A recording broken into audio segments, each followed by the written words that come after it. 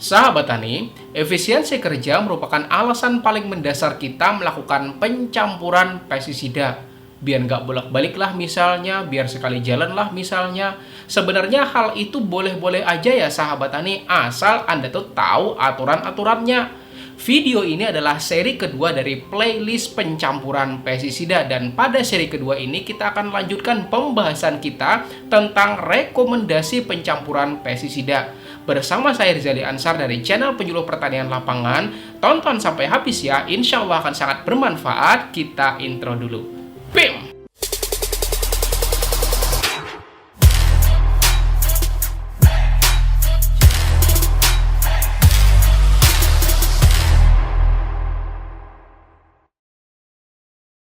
Saya doakan buat sahabat tani yang sudah subscribe channel ini dan klik tombol loncengnya, ilmunya makin berkah dan rezekinya tambah banyak lagi. Amin. Sahabat tani, pada episode pertama pencampuran pestisida, kita sudah bahas tujuan pencampuran pestisida selain dari efisiensi kerja, yaitu pertama, agar meningkatkan efikasi atau kekuatan atau daya bunuh dari suatu pestisida, dan pastinya nggak sembarang campur ya sahabat tani untuk menghasilkan daya bunuh yang lebih mantap lagi. Dan kita juga bahas tujuan pencampuran yang kedua, yaitu meningkatkan efek sinergis yang saya contohkan ibarat Anda ngangkat lemari misalnya di hadapan sini ya. Misalnya, kalau Anda sendirian ya pasti bakalan susah ya nggak? Tetapi kalau dibantu oleh satu orang, maka pastinya bakal jadi lebih mudah, benar nggak kira-kira?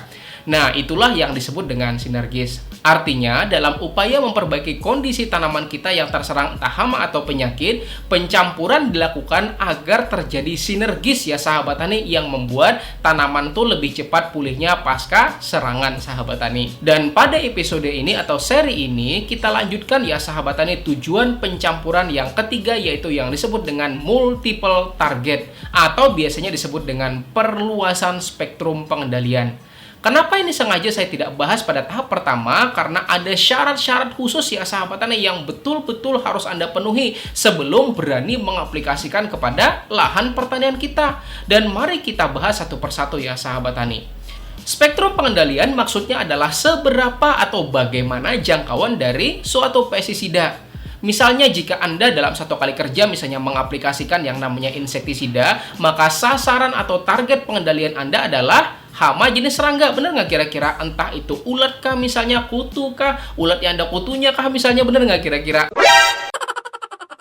Maka dengan menggabungkan fungisida dalam satu kali kerja, maka otomatis spektrum pengendaliannya menjadi lebih luas. Bukan hanya hama serangga aja yang kena, tetapi juga jamur atau cendawan patogen yang kena, ya nggak sahabat tani? Tapi ngomong-ngomong soal cendawan, kayaknya yang ngasih nama cendawan ini tahu deh kalau organisme pengganggu tanaman yang satu ini tuh laki semua sahabat tani. Cendawan, ada ketahuannya ya sahabat tani, dan wan itu laki-laki, bener nggak kira-kira? Dan kalau perempuan itu cendawati, bener nggak kira-kira? Bercanda.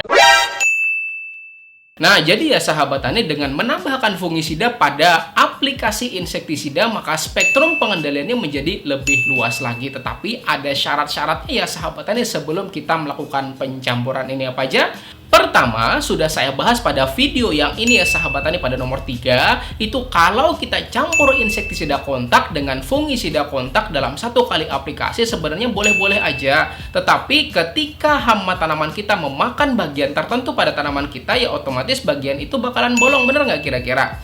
Padahal di bagian situ juga sudah terproteksi yang namanya fungisida. Maka jika kita biarkan bagian itu bolong terus ya sahabat tani tanpa perlindungan ulang, maka berpotensi jamur tuh akan masuk pada celah yang itu. Akhirnya tanaman kita kena serangan ya sahabat tani. Makanya memang masih sering ya sahabat tani mengaplikasikan kalau mau campur ya sahabat tani, dan saran saya tetap gunakanlah bahan-bahan yang punya kekuatan yang rendah dengan resiko resistensi yang rendah juga. Abamectin misalnya, salah satu kelas insektisida kontak dengan resiko resistensi yang lebih rendah. Dan mancozeb atau propinep ya sahabat tani pada fungisida juga memiliki resiko yang rendah. Ya silahkan kalau mau gabung, dan kalau mau lebih tahan lagi maka gunakanlah perekat. Dan untuk merek perekat ya bebas aja sahabat tani, boleh misalnya yang mereknya Lely kah misalnya, atau perekat yang lainnya ya sahabat tani silahkan. Mau sabun cuci kah misalnya silahkan ya sahabat tani, tetapi saya lebih menganjurkan yang sudah pabrikan aja, karena pengalaman kemarin kemarin pada petani saya, karena kebanyakan mencampur menggunakan sabun cuci, akhirnya tanamannya tercuci juga, gosong ya sahabat tani. Gosongnya tuh bukan apa-apa sahabat tani, gosongnya tuh karena kebanyakan ngasih campuran sabun cuci piring. Makanya tanamannya kayak piring ya sahabat tani. Tanamannya kayak piring ya sahabat tani. Gosong semua. Makanya perekatnya itu pabrikan aja deh sahabat tani. Atau nanti kalau ada kesempatan kita praktek langsung deh sahabat tani bikin perekat alami. Mudah-mudahan saya tuh segera punya tim. Karena udah 2 bulanan ini ya sahabat tani, saya tuh cari karyawan yang menguasai IT, bisa editing video ya sahabat tani. Dan saya udah buat poster atau brosur penerimaan kerja, malah nggak ada yang nganter-nganter sahabat tani. Kayaknya pada manja banget deh anak-anak lulusan zaman sekarang ya sahabat tani. Tapi mudah-mudahan segera dapet ya. Jadi biar bisa saya fokuskan untuk saya pribadi bikin video aja ya sahabat tani, dan editing biar dia yang kerja.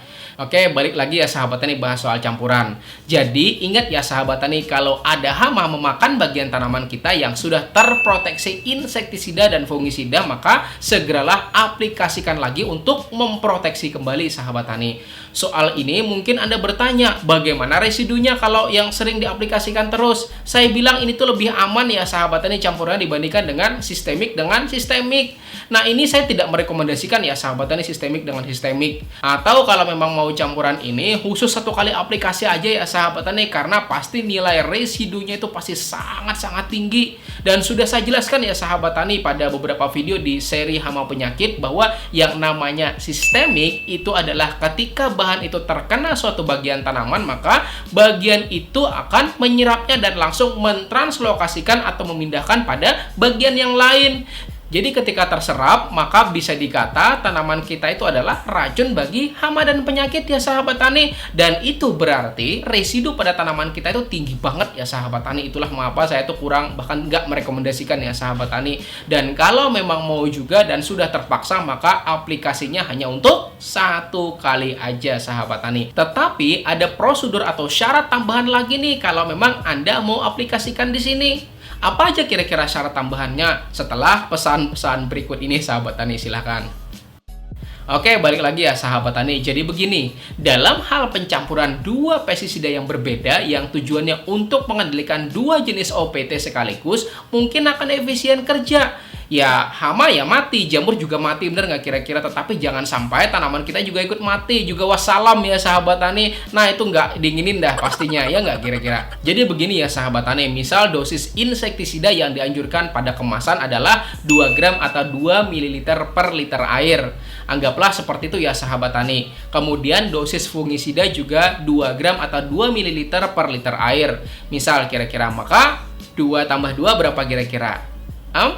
4, bener nggak kira-kira sahabat tani? Artinya konsentrasi bahan aktif jadi naik, yang semula 2 gram menjadi 4 gram atau 4 ml ya sahabat tani per liter air. Apalagi Anda tuh nambahin campuran misalnya supaya meningkatkan efikasi ya sahabat tani, dan supaya spektrumnya luas. Anda campur insektisida A dan B barengan fungisida yang A ya sahabat tani, dan B juga dengan dosis yang anggaplah sama sahabat tani, 2 gram apa 2 ml ya sahabat tani. Maka 2 dikali 4 berapa sahabat tani? 8 ya enggak? Artinya konsentrasi bahan aktif dalam 1 liter air adalah 8 ml atau 8 gram lah sahabat tani misalnya. Ini berat aja ya sahabat tani, meskipun pada prakteknya mililiter dengan gram itu beda. Ya nggak apa-apa, kan ini praktek aja sahabat tani. Maka saran saya tes dan ukur dulu ya sahabat tani sebelum melakukan penambahan itu, dan jangan langsung main sikat gitu aja. Tapi campur dulu misalnya masing-masing 2 ml ya sahabat tani kepada air 1 liter ya sahabat tani. Kemudian cobalah evaluasi kira-kira apakah dari pencampuran tersebut ada perubahan fisik apa enggak kira-kira pada larutannya. Misalnya terjadi gumpalan kah misalnya, atau terjadi endapan kah misalnya, atau ada yang mengapung ya sahabat tani. Dan kalau ini terjadi, maka saya bilang campuran itu nggak pas. Dan kalau ternyata memang semua campuran itu terlarut rata, maka cobalah aplikasikan dulu ke 1 apa 2 tanaman dulu ya sahabat tani sebagai uji coba ketahanan. Kalau memang ternyata seminggu apa 10 hari kemudian ternyata aplikasi itu tanamannya baik-baik aja atau nggak menunjukkan hal-hal yang aneh-aneh, maka campuran itu bisa diaplikasikan dalam skala yang besar. Nah, jadi lakukan dulu yang seperti itu sahabat tani sebelum Anda naik ke penyemprotan yang massal semua tanaman Anda ya sahabat tani. Bayangin kalau misalnya Anda langsung sikat gitu aja tiba-tiba mati semua, apa yang terjadi? Siapa yang bakal nangis coba? Nah, oke, kita iklan dulu ya sahabat tani. Sebenarnya saya tuh mau bahas urut-urutan dalam pencampuran pestisida untuk meningkatkan spektrum pengendalian ini, tetapi saya rasa video ini sudah lebih dari belasan menit sahabat tani, dan kita tunda dulu deh pembahasannya sahabat tani pada episode atau seri yang selanjutnya, nggak apa-apa kan? Dan tambahan lagi nih sahabat tani, sebelum saya akhiri sesi kedua ini, dan kebetulan sekarang lagi hujan ya sahabat tani, Anda juga bisa mengaplikasikan herbisida selektif barengan dengan aplikasi hama pada tanah. Silakan sahabat tani, karena memang tempat aplikasinya sama pada tanah ya nggak sahabat tani. Jadi jangan insektisida hama daun dicampurkan dengan herbisida, ya aneh-aneh aja sahabat tani.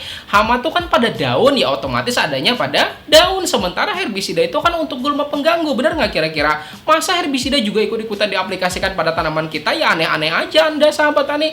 Makanya untuk lebih yakinnya, ikuti dulu deh prosedur tes skala kecil ini sahabat tani yang sudah saya jabarkan. Insya Allah bukan hanya kita akan mengefisienkan kerja juga, tetapi bakalan mengefektifkan kerja juga sahabat tani. Dan begitu juga kalau Anda mau sekalian sekampungan dicampur, misalnya insektisida, fungisida, bakterisida sama pupuk foliar atau pupuk daun, maka lakukan tes pengujian skala kecil ini dulu ya sahabat tani yang sudah saya terangkan sebelumnya, sebelum diaplikasikan pada skala yang lebih besar lagi. Oke, itu dulu ya sahabat tani pada seri atau episode yang kedua ini, dan kita akan lanjut pada seri atau episode yang selanjutnya. Dan jika Anda merasa video ini bermanfaat, maka dengan membagikan atau share kepada teman-teman yang lain akan memberikan berkah dan kebaikan yang luar biasa buat Anda sahabat tani, ketika orang lain juga tahu informasi ini. Jadi silahkan bagikan atau share video ini ya sahabat tani, dan di bawah sini itu ada video yang saya rekomendasikan untuk Anda pelajari ya sahabat tani. Insya Allah akan semakin membuat keilmuan Anda tambah banyak lagi tonton ya sahabat tani. Saya Rizal Ansar dari channel Penyuluh Pertanian Lapangan. Wassalamualaikum warahmatullahi wabarakatuh, dan kita bakal ketemu di episode yang selanjutnya. Dadah.